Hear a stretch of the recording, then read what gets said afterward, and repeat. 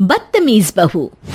सभ्यता से भरपूर शास्त्री परिवार की इकलौती बेटी मोहिनी को बचपन में ही पढ़ाई के लिए विदेश भेज देते हैं, जहां से वो सालों बाद ग्रेजुएशन पूरी करके इंडिया वापस आती है, जो अब संस्कार, सभ्यता, संस्कृति जैसी चीजों से कोसों दूर होती है।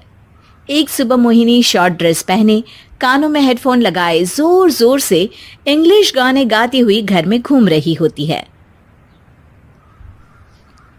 सुबह सुबह भगवान का नाम लेते हैं, राक्षसों की तरह चिल्लाते नहीं। पॉप्स, आपको अच्छे गाने की बिल्कुल समझ नहीं है, सो ठीक है, चिल पिल। अरे मोहिनी, पापा से ऐसे बात करते हैं क्या?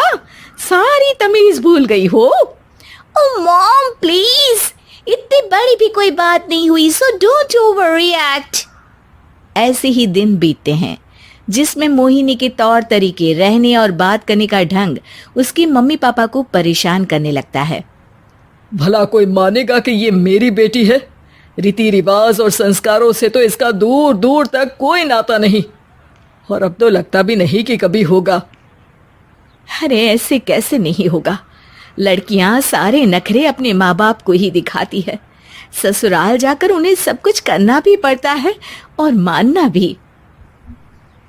पत्नी की बात शास्त्री जी समझ जाते हैं और कुछ ही दिनों में अपने से भी ज्यादा धार्मिक परिवार में निखिल के साथ मोहिनी का रिश्ता पक्का कर देते हैं।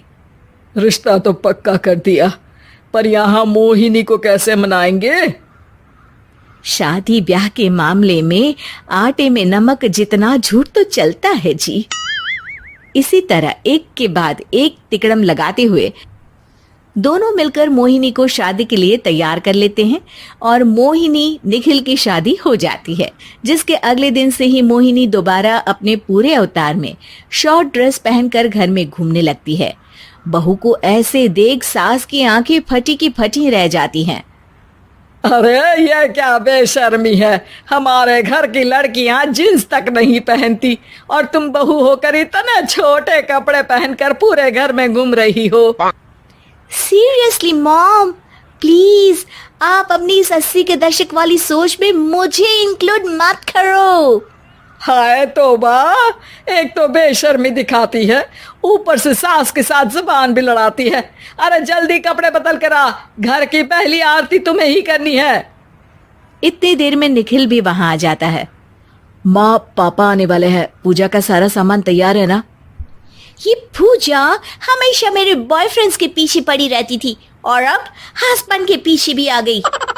मोहिनी की बातें सुन सास तो अपना सिर पकड़ लेती है, लेकिन निखिल किसी न किसी तरह उसे पूजा के लिए कन्विंस करके कपड़े चेंज करने के लिए भेज देता है, जिस पर पूजा खत्म होने के बाद वो एक बार फिर अपनी शॉर्ट ड्रेस में आ जाती है। बहू, ये क्या तरीका है? संस्कार नाम की कोई चीज है या नहीं?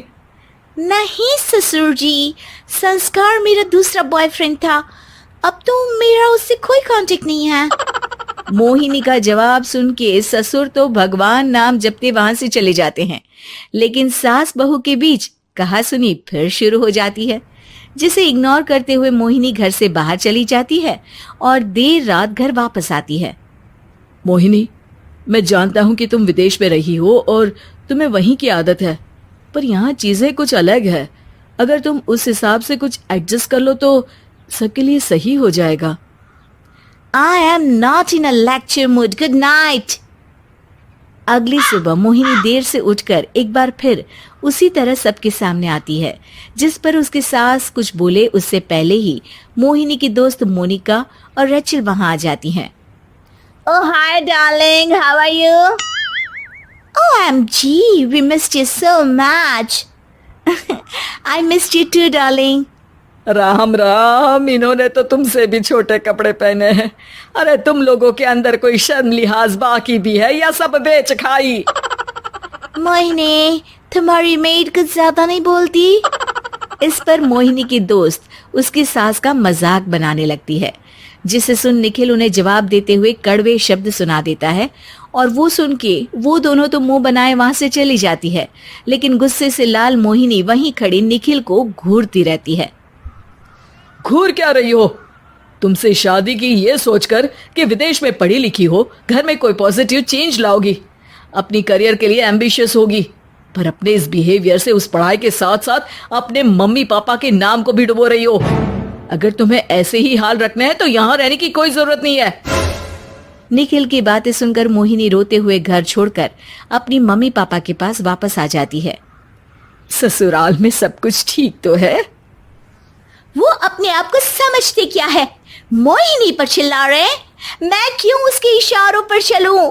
मैं अपनी लाइफ अपने तरीके से जीना चाहती हूँ और वो ना आप लोगों को मंजूर था और ना ही उन्हें है। तुम यहाँ नहीं रह सकती। अपने पापा की बात सुन के मोहिनी हैरान रह जाती है। हाँ, तुमने बिल्कुल सही सुना। अगर तुम्हें अपने इस घमंड, बेशर्मी और बदतमीजी में ही जीना है तो तुम यहाँ भी नहीं रह सकती।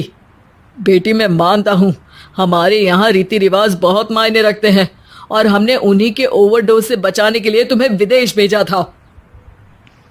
एक लड़की जो शादी करके घर और बच्चे संभालती है, उससे तुम अपने आप को ज्यादा समझ सको इसके लिए भेजा था।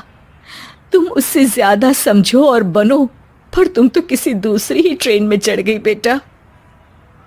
उसके मम्मी पापा बहुत देर तक मोहिनी को सारी बातें समझाते हैं, जिन्हें सुनकर मोहिनी को अपनी गलती का एहसास होता है।